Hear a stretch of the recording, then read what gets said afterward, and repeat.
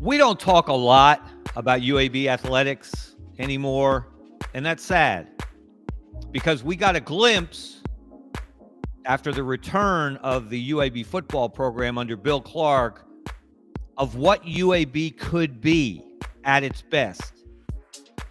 Unfortunately, those days are fading fast into the rearview mirror. But we can't ignore UAB. We shouldn't ignore UAB. UAB is the largest employer in the city of Birmingham. It is the largest employer in the state of Alabama. And as we all know, athletics is the front porch of the university.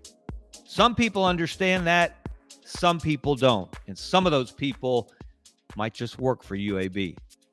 To help me sort this out, look at where UAB is now, where it was, where it could go, where it may go, is a longtime advocate of the green and gold, longtime supporter, was there in the fight to return the football program to the field. Jack Williams, he's the governmental affairs director for Alabama Public Television. Jack, how are you doing today? Good, Kevin. How are you? I'm great. I really appreciate you joining me. And of course, the news that sparked this conversation recently came from another member of the American Conference, longtime rival of UAB, and that's the University of Memphis. And of course, we all know the great ties between Memphis and UAB. Gene Bartow coached basketball there, led the Tigers to a national championship game, and unfortunately ran into UCLA and Bill Walton. And then Gene Bartow did one of the most amazing things a major college coach has ever done. He left UCLA after following John Wooden to start a basketball program 60 miles away from Bear Bryant. That is absolutely astounding, and that he was so successful in doing so. But the news that I'm talking about is that Memphis, for about the third time in the last 10 years, tried to buy its way into the Big 12, out of the American Conference, into a Power 4 conference. They offered reportedly upwards of $200 million and sponsorship guarantees. They were going to reportedly forego 5 years of revenue sharing from the league itself. So they really, really, really have been trying hard to get out of the American. And the Big 12 said, thanks, but no thanks. We're good. And Memphis issued a statement after that, Jack. Let's look at the statement that Memphis issued after the rejection. They acknowledged that they had reached out. The University of Memphis is aware of the recent conversations regarding our potential inclusion in the Big 12. While those discussions did not ultimately move in our favor, there's an understatement, our university and Memphis athletics are stronger than ever, and we look forward to continuing to strengthen our position nationally. Your thoughts on that statement from the Tigers? Memphis must feel like Dikembe Mutombo is the commissioner of the Big 12, and they're going, no, no, no, no, no. It's wagging their finger at them. Yes. It's an embarrassing situation for Memphis, but it doesn't reflect well on the American Athletic Conference either. But I think Memphis is a little too anxious, and there's a lot that's going to play out even after the story about Memphis came out. You had the story out of Chapel Hill come out about ACC schools looking at the SEC and the Big Ten. We may be 5 years away, but we're not too far away from another major realignment that could provide some real opportunities for Memphis and for UAB if they get their house in order. Conference expansion fades into the background occasionally as we focus on other things like NIL and revenue sharing and the college football playoff, the NCAA basketball tournament, how many teams are going to be in each going forward. But it never goes away. Expansion always looms in the background. Who's going to join what league? Who's going to leave what conference? The Pac-12 has rebuilt itself as the Mountain West 2.0, apparently. And they're not going to be a power conference again based on that roster that they've put together, but they have strengthened themselves, and kudos to them for not going away, not giving in when the Big Ten swiped their biggest brands. But I get this sense, Jack, I've always thought this, that Memphis thinks it's more than it is, that Memphis has an inflated sense of self as an athletic department. And I can't shake that feeling. And I decided to look up and put some numbers to it. How have they performed as a member of the American Conference? Let's look at, oh, and by the way, how about the timing of the news coming out that Memphis tried to throw all this money at the Big 12 to join the league, while the Conference USA, I'm sorry, wrong conference. The American Conference was rebranding.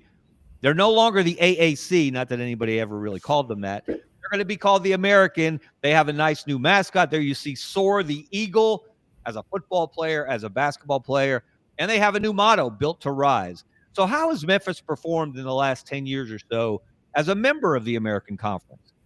Well, note the asterisks of the teams that have left the American.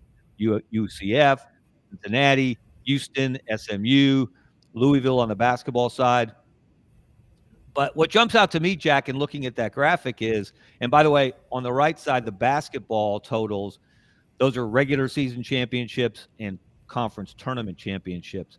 You see Houston and Cincinnati dominated there, and SMU had some success. What jumps out at you there, Jack, besides, to me, Memphis not being exactly dominant in the American? Well, it looks to me like the conference is wide open because on football, 3 of the top 5 teams are gone. In basketball, 4 of the top 5 teams are gone. So the American Athletic Conference is primed for someone to step up and become the dominant force in that league. And Memphis, it appears, doesn't want to be the dominant force in the American Conference. You know, we have been talking about UAB's conference affiliation for a long time. Of course, they started out in the Sun Belt back in the day.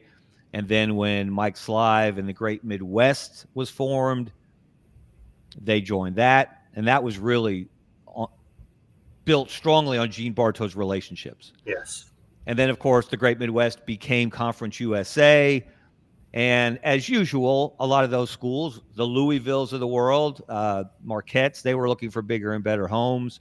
And they did move on. Cincinnati's was in the Great Midwest and Conference USA. But we've been talking about UAB and where they belong, where they have been, where they should be.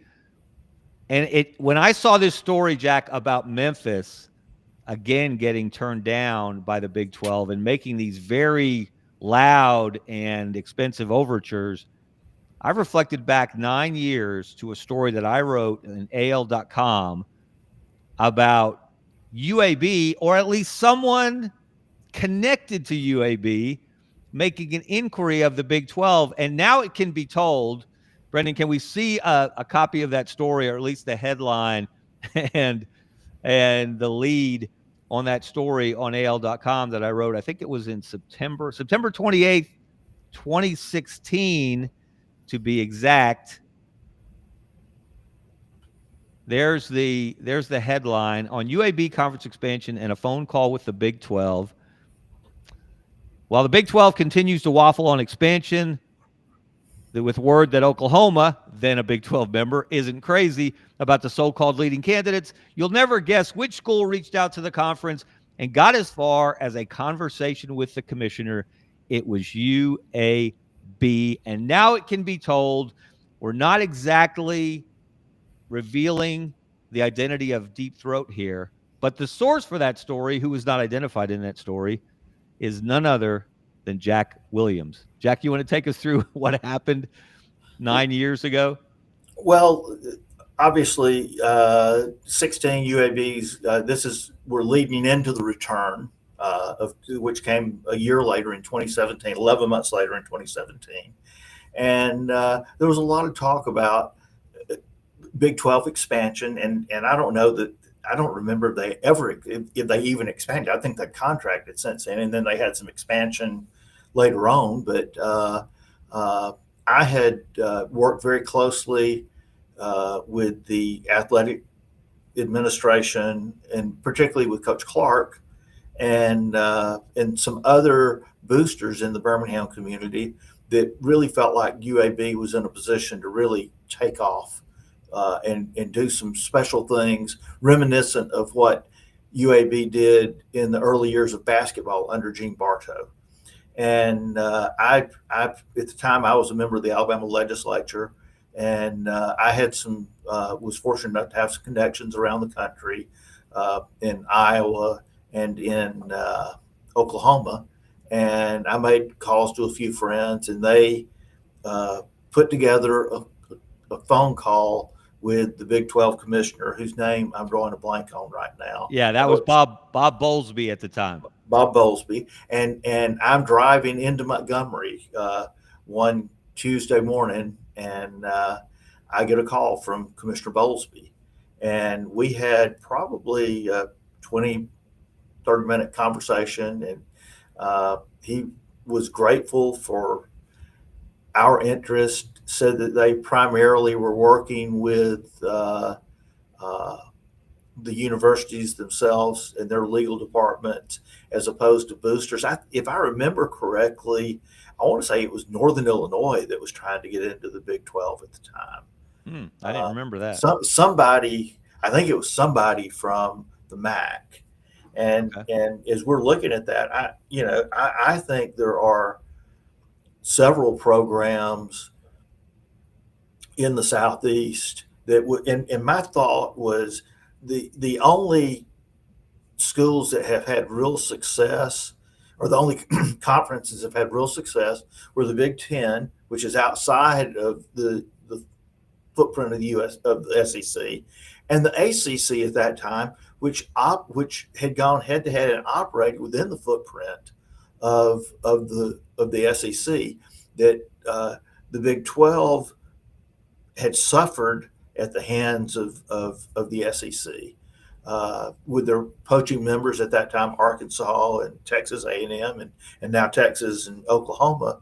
And I felt like maybe a key to the Big 12 success was establish a footprint more deeply into SEC territory. And to me, it made sense to look at a UAB, a Memphis, a Tulane, a Georgia Tech, and kind of be the Big 12 East, if you would. And all of a sudden, on your show, you're not just talking about SEC football. I mean, if Oklahoma's coming to Protective Stadium to play UAB, hey, that's a story. Or Texas is coming to Protective. That's a story. And I think it was a missed opportunity for the conference, and probably a missed opportunity at UAB and for some of these other Southeastern schools to kind of band together and find someone that they could sell on the vision, not necessarily what they were, but what they could be and what they could bring to the conference. Now, this is extraordinary. You have to really put this in the context of the time. As you mentioned, it was 2016. UAB had not played a football game since 2014. Correct. And they got shut down 2 days after a rousing win over Southern Miss on the road to go 6-6. They were bowl eligible, which they had rarely been in the Division I history of that program, which started in '96. And we had been reporting for some time before that it looked like this was going to happen. They were going to shut it down. And indeed they did on December 2nd, 2014. So in June of 2015, thanks to the work of people like you and local business people who weren't all necessarily UAB fans or graduates or supporters, but they recognized the value of UAB to this community, this city, and this state. And they recognized the value of athletics to a major university like UAB. So they stepped up. But in 2016, UAB hadn't won a game in couple of years. They hadn't played a game in a couple of years. They hadn't won a conference championship. They hadn't gone and won a bowl game. So that shows the optimism, the enthusiasm, the excitement that existed at the time for what UAB could be under Bill Clark when they came back and started playing again, and the return hit the field in 2017. And to Absolutely. think about, again, Jack, it's almost mind-blowing knowing where UAB is now. But it wasn't a crazy, wild pipe dream at the time, was it? No, I mean, if you look at the athletic history of UAB, there have been these incredible spikes. I mean, UAB was the first state school in basketball to go to the Elite Eight. And you bring in a guy like Gene Bartow, and what happened when Gene Bartow came in? It elevated basketball in the entire state. That was the heyday of Wimp Sanderson and the Crimson Tide, the heyday of Sonny Smith and Auburn. They made a run to the Elite Eight also, and it was a decade and a half later, maybe almost 2 decades later, before Alabama made it to even to the Elite Eight. Yeah, that was 2004, the first time they got there. And I think UAB was there in 83, almost 20 years. 82. They got there in 82, Auburn in 86, and Alabama not until 2004. So like 22 years difference between UAB and Alabama making the Elite Eight, and UAB beat Auburn to the Elite Eight. And so there was a real high there, and then basketball went down. Football came in and never really got going until Bill Clark arrived, and football takes off. And now we've kind of seen the program settling back down into less glorious heights. Yeah, and look, and again, it's to set this in time. There was no protective stadium in 2016. No. The football building was, I believe, it was coming online, and they do have a great operational facility on campus that they have a covered pavilion, which was a brilliant idea because they couldn't afford a full indoor facility. So they came up with the idea to build a pavilion so they would have a covered practice field in addition to an outdoor practice field. Just a lot of really smart thought led by Bill Clark really went into building that building. So these were all germs of ideas that were just coming online, or, a glint in the eyes of a lot of people around here to get protective stadium built to serve as UAB's primary home for football, but a lot more. So what happened? How did this develop? Let's look at where UAB football went from there. Once they came back on the field, once they started playing again in 2017, let's look at the progression and regression. This is UAB football since the return. And again, this is built on the back of Bill Clark and an incredible staff and a lot of people who really cared about that program and that university. 8-5, went to a bowl game. 11-3 the next year in 2018. They win the Conference USA championship for the first time, and they win a bowl game for the first time. They win 11 games for the first time. The next year, 2019, they get back to the Conference USA championship game. They lost to Lane Kiffin and Florida Atlantic actually that year, but they got back to a bowl game. And you could see this consistent momentum continuing. Then came the COVID year. They only played 9 games, but they went 6-3. They won another Conference USA championship, this one at Marshall. And they were bowl eligible, but do you remember, Jack? I don't remember who they were supposed to play at a bowl game that year. Was it South Carolina that had its team hit by a COVID outbreak and they weren't able to play? Yes. Or at least that's what they said. And so, but that would have been another bowl game. 9-4, another successful season. They didn't get back to the Conference USA championship game. They were 1 win shy. Came up so close. Was it UTSA, I believe, on the road? They lost a heartbreaker. But they went back to a bowl, and they beat BYU, which was ranked 13, 14, 15 in the country. Yes. So they were riding high. Then Bill Clark's back issues, which had plagued him his whole life, started to rear their ugly head, and it got worse and worse. He was having more and more pain that became harder and harder to deal with, and so he decided to have surgery, fusion surgery. He was unable to continue coaching, and his assistant, Brian Vincent, took over. And they slipped. They had a team built to win another championship in 2022. They slipped a little bit. They lost a number of close games, but they still went to a bowl, and they won a bowl game. Then came Trent Dilfer. and you see the regression from there, 4-8 2 years ago, 3-9 last year, and I've said this, Jackie, correct me if you, I'd like to hear your thoughts.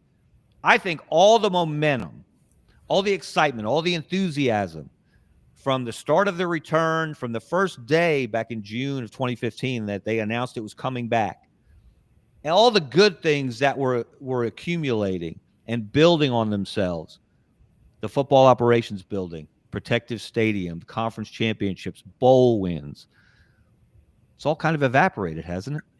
It has, and you know, and this has had an impact on the entire city, because if there's no UAB football, there's no protective stadium.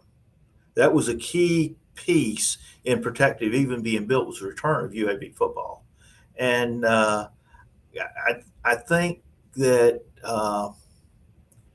some in leadership at UAB have failed to recognize the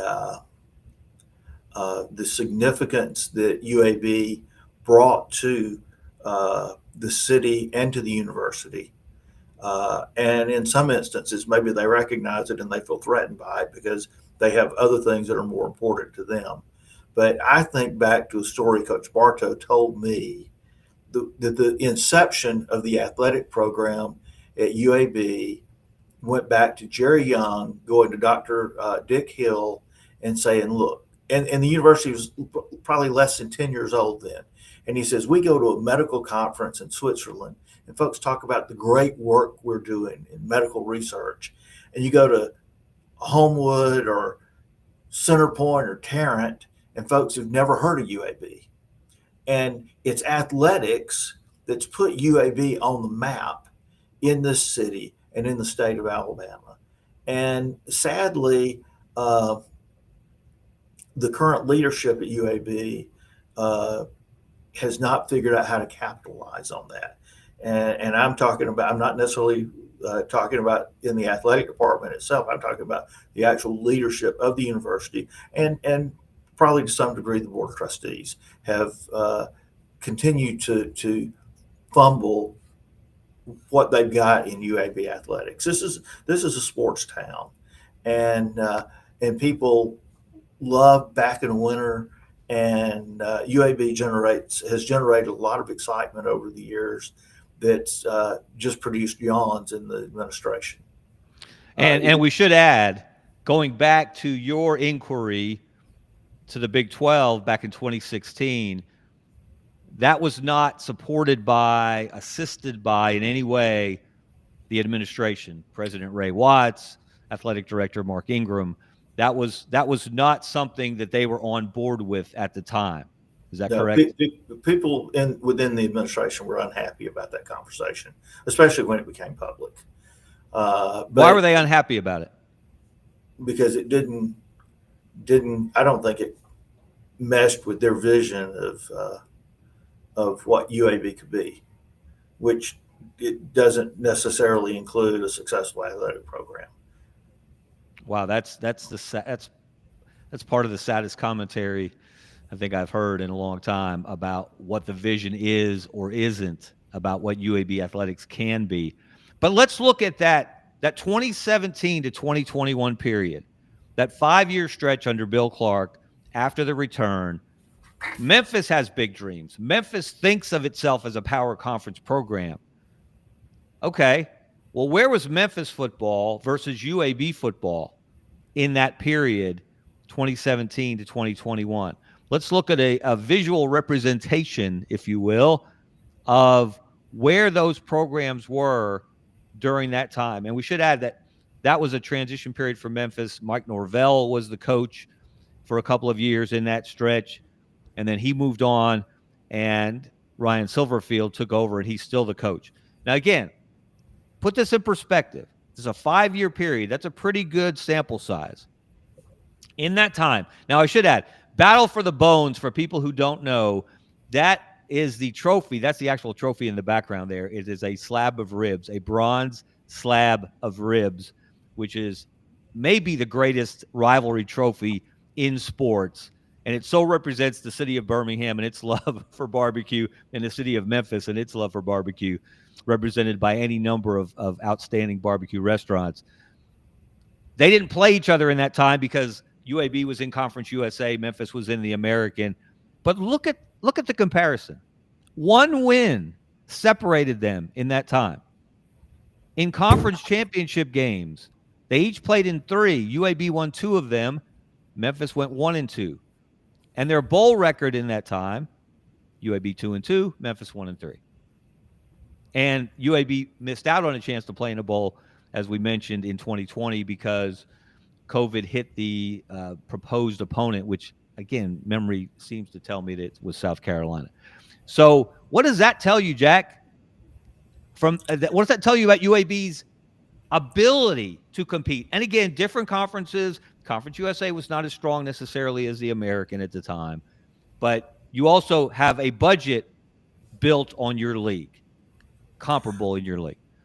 Well, it tells me that UAB and Memphis are comparable in their ability to put a quality product on the field or on the court, and that the difference has been where these universities see themselves. And in all honesty, Memphis kind of views UAB as a little brother, that they want to be distanced from us, somewhat akin to how Louisville has always viewed Memphis. Memphis has always been Louisville's little brother. That's a good comparison.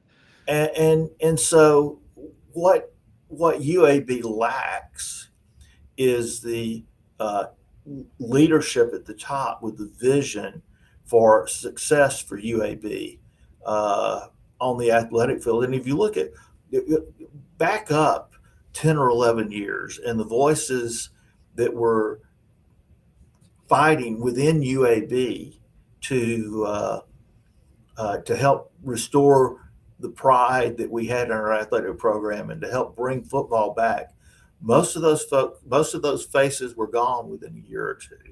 I don't think you can have a successful university or a successful anything if you push away the people that challenge you to be better.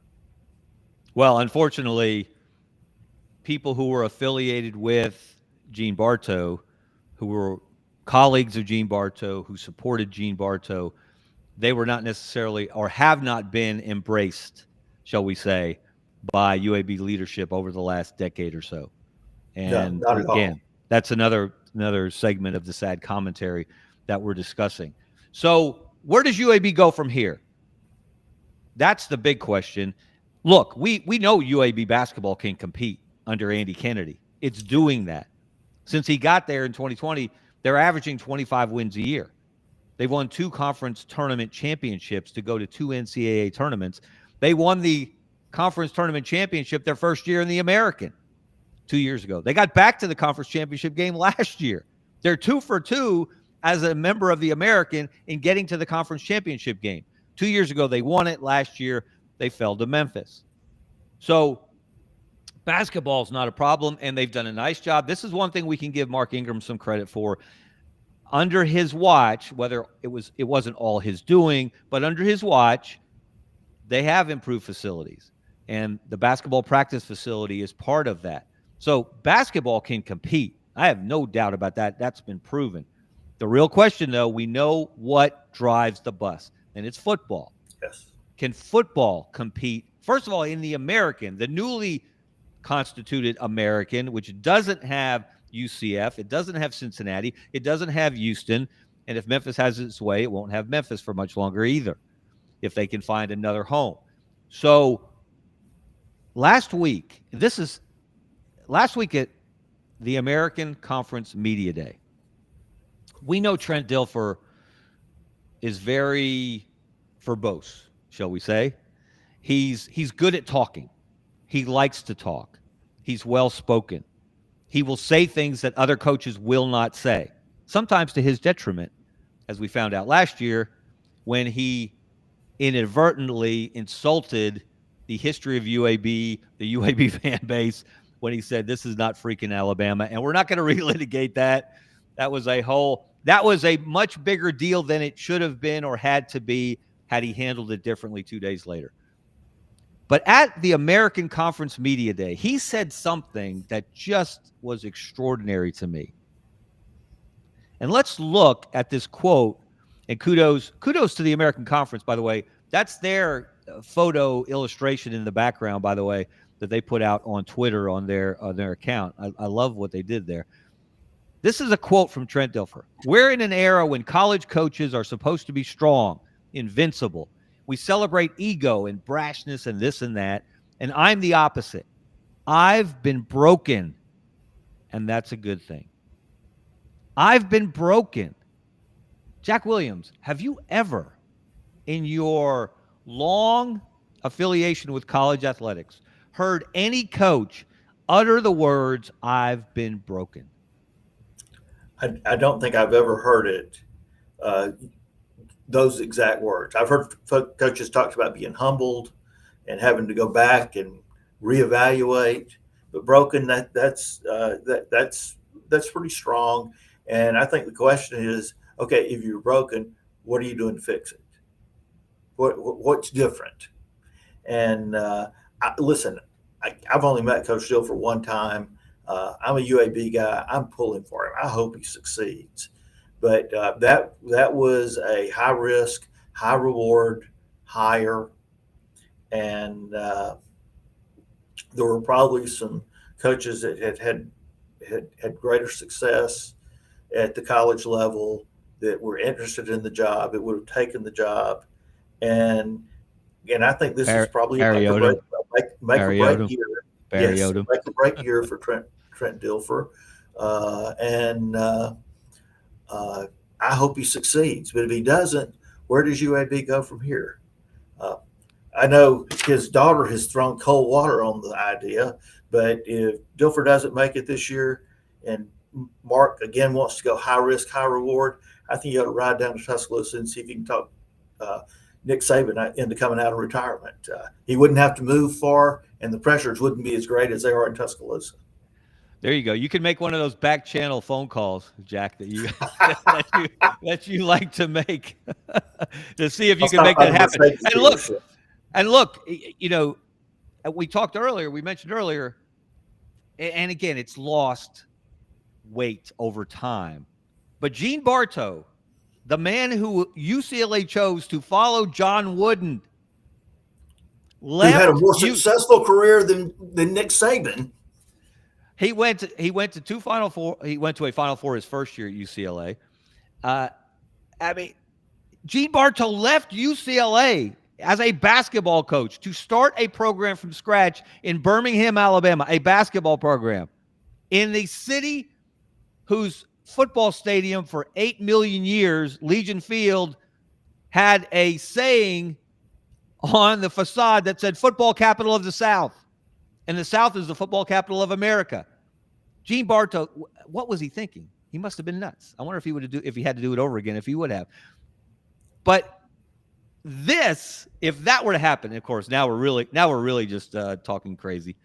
If Nick Saban were to become the UAB football coach, that would be the absolute sign that the apocalypse would be upon us. But if something like that were to happen. Wooden had a better run through the 60s and early 70s than Saban had in the 2010s. Oh, what did he win? 11 championships in 13 years, something like that? I think 9 and 11 years, yes. My numbers may be off, but... And what, 88, 89 consecutive wins? Won 88 games in a row at one point before Notre Dame ended that streak. But it was, we'll see. And look, you know, people around here, you know, and I've been very outspoken in my criticism of Trent Dilfer in what he's done. I think he made terrible decisions in bringing in a staff as inexperienced as he was as a high school coach. I don't care that you won a Super Bowl as a quarterback with the Baltimore Ravens. I don't care that you were head of the Elite 11 camp for a long time. I don't care that you were on ESPN. That doesn't win football games. It doesn't build a roster. And he needed a more experienced staff. He's made some corrections. He's made some course corrections going into this year. We'll see if they pan out. But people around here want UAB to succeed. No, Absolutely. This is not fun. It was fun going to Legion Field. They were putting 25,000 average a game in Legion Field, which didn't look like much because it was a 60,000 seat stadium at the time.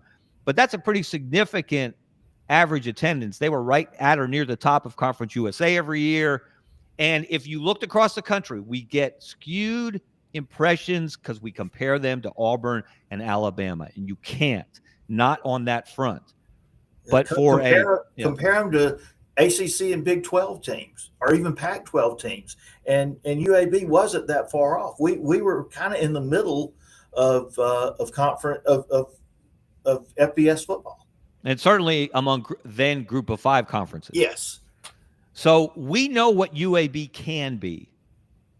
The real question is, do the people who are running UAB, do they know what UAB can be? Right. And do they want UAB to be that? Do they care?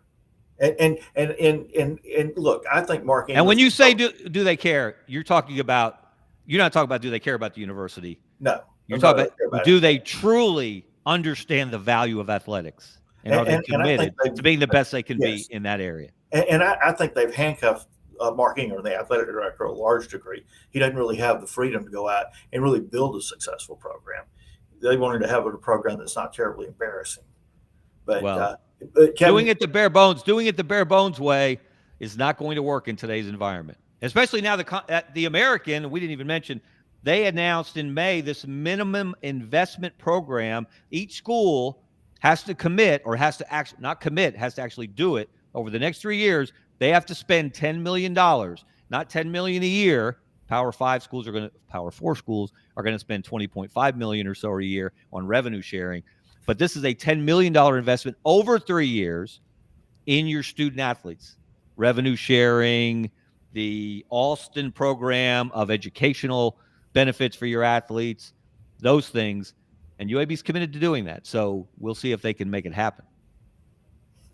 Well, Kevin, I don't have a big ego, but this time next year, if Nick Saban is the head football coach at UAB, I hope you'll re-air this segment. I will celebrate you, Jack Williams. We will make sure to let everyone know they heard it here first. And before we go, first of all, thank you for being with me. Always love talking sports with you, especially UAB sports. But some exciting things happening for Alabama Public Television. We know the success of APT airing the Super 7 high school football championships in this state the last 3 years, the Final Four basketball championships in the state these last 3 years. But APT's taking it up a notch this year. Yes. Thursday night football. We're going to go all across the state. We'll have games as far north as Huntsville and as far south as Mobile and Baldwin County. We'll go from the Mississippi state line to the Georgia state line, providing the best in high school football every week. And Kevin, think about some of the young men that we've seen play. Ryan Williams, the kid whose name I can't pronounce from Clay Chalkville, that's both 5-star athletes at Alabama now, and a lot of other guys that have gone on to do, that are going to do and have done some incredible things at the collegiate level. You get your first glimpse at them on Alabama Public Television. And some guys we saw last year, like Jaquez Wilkes from Wadley, yes, who ran for 300 yards in the 1A championship game. He recently committed to Auburn. So it's fantastic that we see this kind of coverage because, as you said, Jack, this city, this state loves sports. It loves college sports, and it loves high school sports. And I can't wait. I can't wait for Thursday night football to kick off. It'll just be a few weeks from now, won't it? We'll have some fun at halftime during those games, Kevin. I think we will. I hope I'll be around to be a part of that. All right. Yes. That's going to do it today for Scarbo Knows. I'm Kevin Scarbinsky. He's Jack Williams. Thank you to Brendan Martin, executive producer. Please check out all the great shows on the Sidelines.live network. Rob Brown, Buddy Martin, et cetera, et cetera, et cetera. Great stuff. Thanks, everyone. Have a great day.